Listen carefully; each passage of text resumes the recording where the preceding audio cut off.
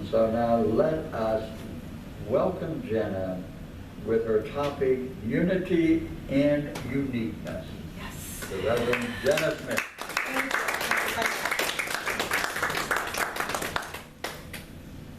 Okay, I hope not to get too wordy. Now you're going to need this chair for something. No, no, at least I don't think so. No. Pieto's going to take care of that for me because I am techie not. Okay, so, you know, I always say this is all about me, and this topic is for me as well. I'm always searching for something that's going to help me. And when I talk about it, when I study into it, when I research it, it becomes more me. Wow, Margarita, you're way off place here. I'm so used to seeing her. She's moving forward. That's wonderful. It was a little shock. I'm sorry. That was not part of my talk. She just put me there. But anyhow, this is all about me because it becomes me. And that's what I'm looking for things that match me up to who I really am. So, where shall we look for unity? To look deeply into our own hearts is to find the center path. And when the heart, where the heart is where we'll find unity. Like Nino said earlier, it's all in the heart, and that's where the Christ is. Sticking with ones that look like us, we think and feel and act, you know, they act like us, then we're okay with these people. And in case of opposition, we will find unity.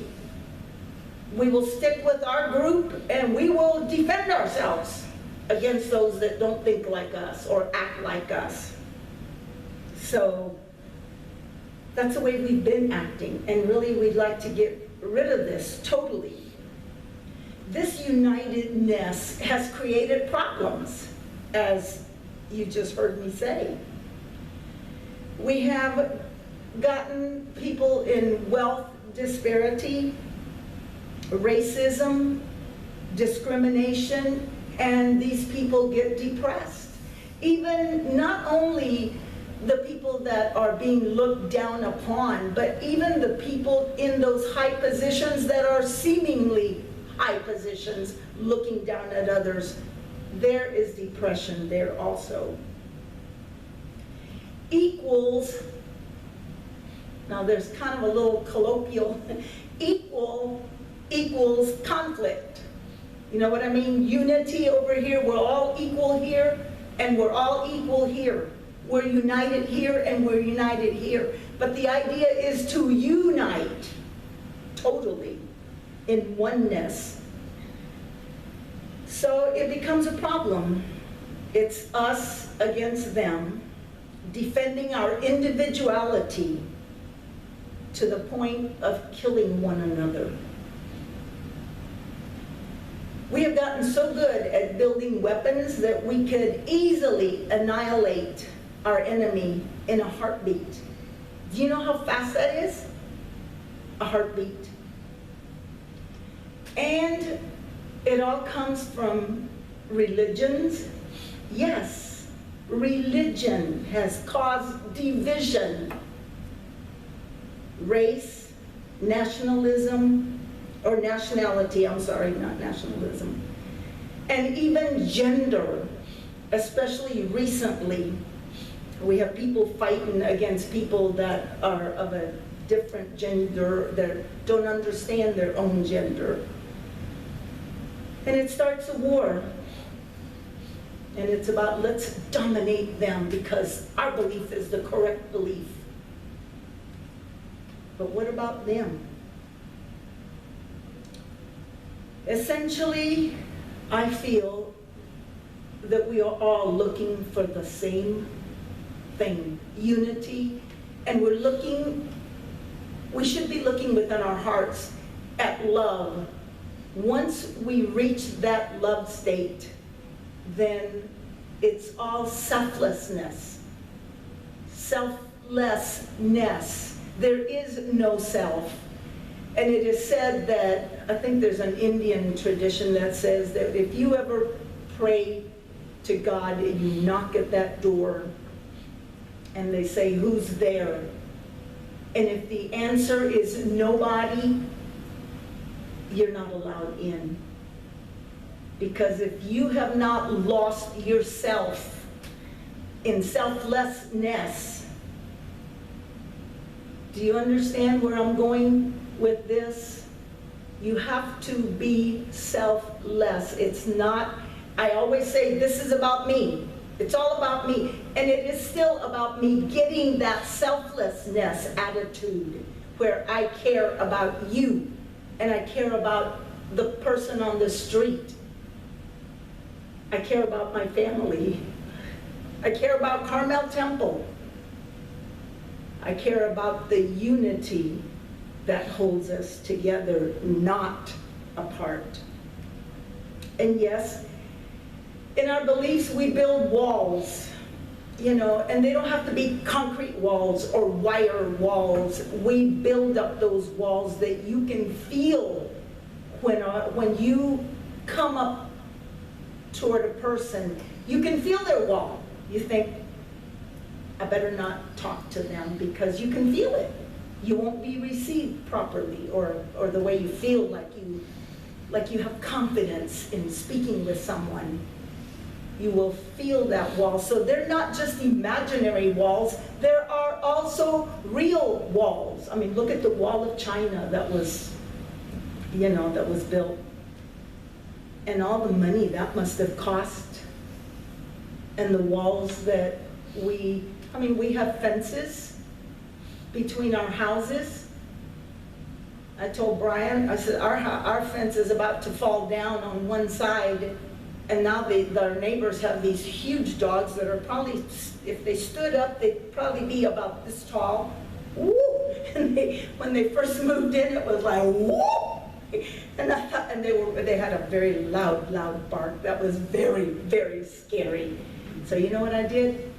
I made him my friend.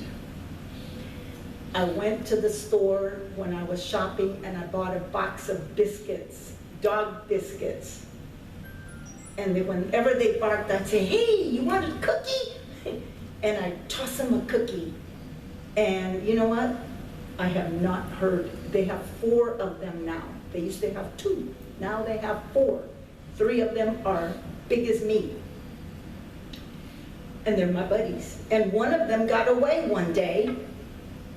And when I came home from work, there was this dog, a very big dog with a big head. That one chomp would have took my head with it. And by then at that time I had not learned her name. You know what? I've been giving that doggy biscuits. She knew me. And she was all right. And she hung out between the house on the other side of me and where she belonged. And I really didn't know where she belonged. I thought, I think that's a dog, because, I mean, there's a fence, you know, I can see tiny through the slits.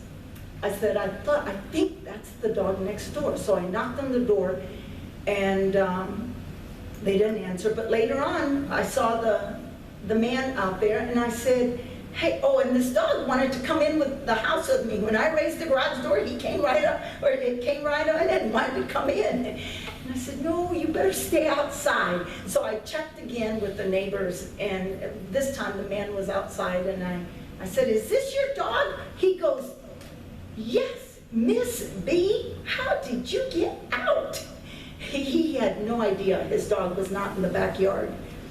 So I handed him over, and you know, she was so kind. She rolled over for me. I scratched her belly. She was my buddy. Now the other 2 have been joined since then, and I haven't gotten contact with them, but they're my buddies because I give them cookies every day. We are united in one thought, and that's not to eat me.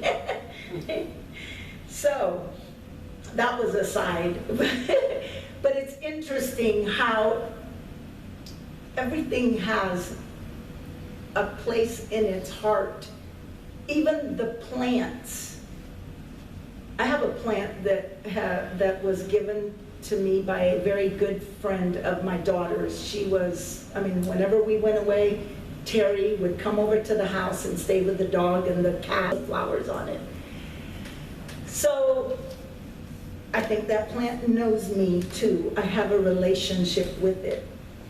We're all looking for love, and that love is within everything that is. All of it. As you all know, or maybe some of you know, it doesn't matter if you know, I joined the Theosophy group. I can't think of the name of it right now, my brain is, but anyhow, Helena Petrova Blavatsky is the one that is very, very, very famous for starting that. She and another man, she's got a weird, she got married at the age of 18. She was married for 3 months. And she had this burning desire to do more. She wanted to travel, she wanted to go and blow and find out more about what this God is about. And she left her husband. She just left. Married 3 months and she was gone. They never got a divorce, but she proceeded to travel all over the world, and she was looking for God. And I believe she found a lot of God in different places that she traveled, because she came up with this. Now, it is a fundamental doctrine of Theosophy that the separateness which we feel between ourselves and the world of living beings around us is an illusion and not a reality. In very deed and truth, all of us are but one. Not in feeling and sentimental gush, but or hysterical enthusiasm, but in sober earnest. So much so that in World War I, I believe, it was Christmas time, and the British and Germans were fighting against each other. It was heard, the shooting had stopped momentarily, or for a while, not in moments, but for a while. The shooting had stopped and all was seemingly calm. And this British soldier with the opera, the British Berlin Opera, began to sing Silent Night, Holy Night in German. But the British knew the song and they understood. I mean, he was singing it in one language, but it brought them together because he then sang it in British, and all the British, I mean, they all sounded like the opera. They all took their position and all sang together. This is during war. Finally, they all came out of their bunkers and they shared a meal. They shared gifts. I don't know what they could have given each other. Maybe a little knife, maybe, who knows? What do they call those meals? Dry meals that the services have. I don't know. I don't know what they could have shared, but they shared communion. And they even then went out and found a way to play football together. And then, of course, the roar started back up again, and they were back. But they went away knowing that they were, in essence, made of the same thing, love. They felt that essence, and I don't believe they'll ever forget, if they ever did. This is a long time ago, so they have probably moved on. but they knew that we were individualized, yet one in the same. We are like a drop in an ocean, individualized, and within that drop is the ocean, and the ocean has all those drops. I want you to look at the blinds there. If we were to slightly open them a little more, and you can see on the floor the rays. There are 1, 2, 3, 4, I think maybe 5 rays. And if you will look at them, you will know that they're separate. They look separate, right? Each ray, us rays, feel separated. We seem separated.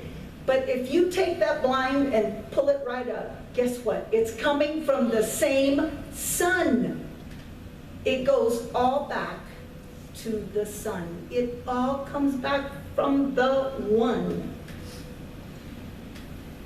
And in the same one God is the same one who yearns for humanity to come back to balance, harmony, and peace. It's like nature. Nature is always fighting to go back. We start out as a one-celled, there's a cell at the union of becoming who we are in the physical form. And those cells multiply. And each one of those cells knows where it is to go. It knows I'm going to be part of the finger. I'm going to be part of the fingernail. I'm going to be part of the heart. And I'm going to be part of the liver, the spleen. All of them knowing what their duty is in that body. And they all are different, but they all work together for one. To produce you, Juan. To produce me. To make me move and be and have my being in God. And if one of those cells gets sick, guess what? All the rest of them are fighting to get him well or kick him out so they don't disease everything else. All of them working toward one goal.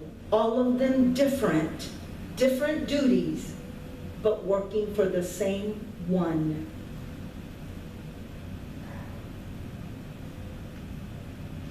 If one of those cells got sick, they know that a lot of them would go out and make other cells sick. And eventually, it's possible it could annihilate the entire body, and Juan would be no more, or Jenna would be no more. So, it is best to allow our own knowledge in our heart. It knows what to do already. And I've been asking for this, this has been going on for a while. And I was at Bruno yesterday, and I don't know, Larry went, we flew through that service, and he forgot one thing, but I did not forget that I think I've been praying for my thumb. And Bruno used to say, people wanted to be healed. And just like Jesus did not heal everybody that asked to be healed. He had a knowing beyond that person that was wanting to be healed. He knew, he could see beyond maybe other lives, I don't know. But there was a case where, I think I was the one that read, where this person asked for healing, and he asked him, do you really want to be healed? Oh, yes, yes, yes. It was for her daughter. Her daughter had gotten chicken pox or something, I don't know. And she developed a blindness, and she wanted so badly for her daughter to see again. And she asked Bruno for help for their daughter. And Bruno saw in advance, because later on, she developed a real bad rash, which is what had given her her blindness in the first place. This rash came on to heal her back to her non-blindness. And immediately she ran to the doctor gave her some salve, she coated her eyes with this stuff, and it healed the rash, but it did not bring the blindness back. However, another person had had exactly the same thing. They call it Ruglanen, which means that you have been healed. And I'm claiming the healing of my thumb. This is Ruglanen, where there are symptoms that happen to get you back to where it needs to be. And thank you, Pietro. I want to thank openly Pietro for, he texted me yesterday and said, hey, how's your thumb doing? And I said, I'm still, he says, I'm going to send you healing. So thank you. It's working. So anyway, a lot of times we just don't believe, and I'm not sure. So back to my story in the Bruno thing, I said, okay, Bruno, if there's something I would ask of you, help me believe. Help me believe that I can be healed. That would be my request for anybody that is having trouble being healed. Help me to believe that it can happen. Anyway, in reality, our differences and our uniqueness make us perfect for harmony, for perfect harmony and diversity. Take a musical instrument. Say I have a piano and I can play beautifully, which I can't. But say I could.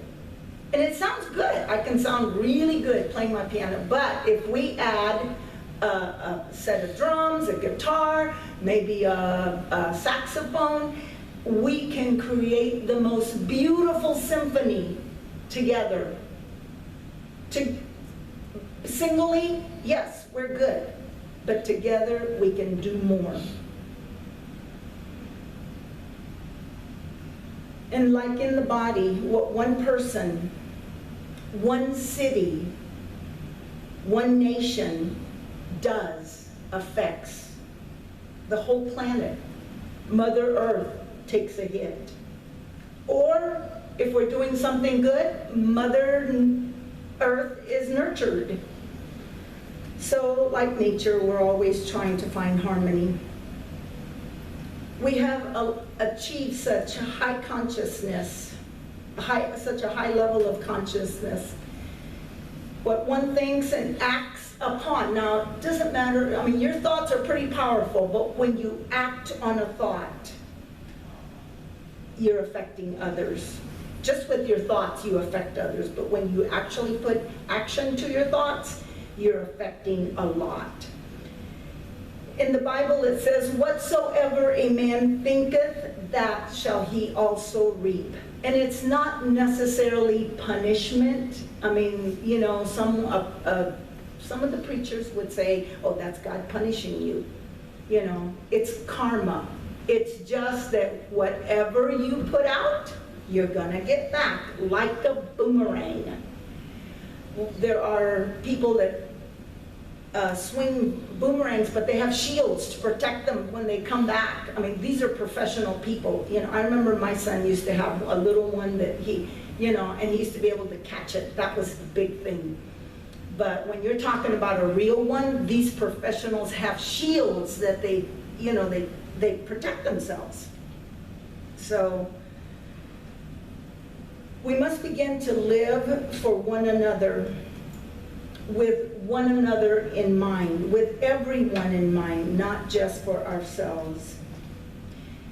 If we took everything, I want you to think about this. Think of Mother Earth. Take away the water. take away the soil with all its trees and plants and flowers, and it takes away the roads, it takes away our homes, it takes away everything. And imagine just an unruly looking rock. In essence, it's still all one. Everything that was on it starts from the inner part of this earth. Rock with everything added to it. That's us. That's God. So, when we live together in togetherness as much as possible, we can do this. And when we see it, when we see our uniqueness, and you realize that that is what makes us need and want unity. Now, Piero, can you do your thing over here, please? I want you to listen to this song. It's not, they're just words that you're going to see, but it says everything I just said in song. And thank you for that beautiful song that you played. It was excellent. I looked it up and I thought, oh, that is so powerful. Huh? Ready? Go. Yep. Have you ever wondered that all humans are the same? Yeah.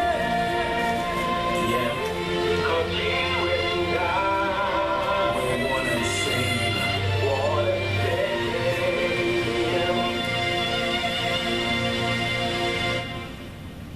Different colors, dialects differ.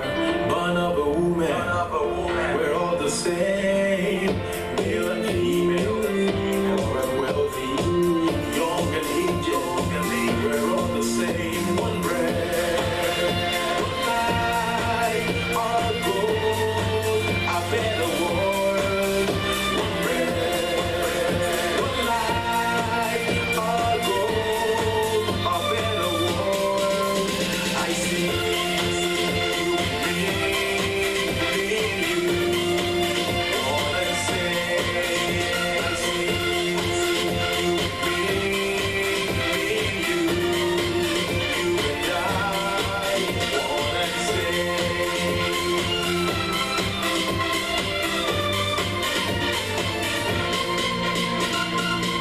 Different cultures, times and seasons, diverse mindsets, we're all the same. So I wonder the battles, stop the killings, we're all the same. One breath, one life, our goal, a better world. One breath, one life, our goal, a better world. I see you in me, all I say. I see you in me, you and I, all I say.